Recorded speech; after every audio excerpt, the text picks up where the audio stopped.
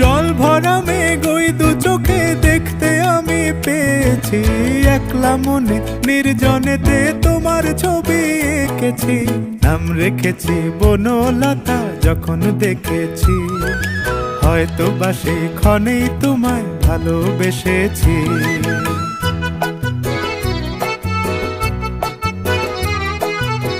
বনলতা কথা হয়ো না গো কুণ্ঠিতা, বনলতা কথা হয়ো না গো কুণ্ঠিতা।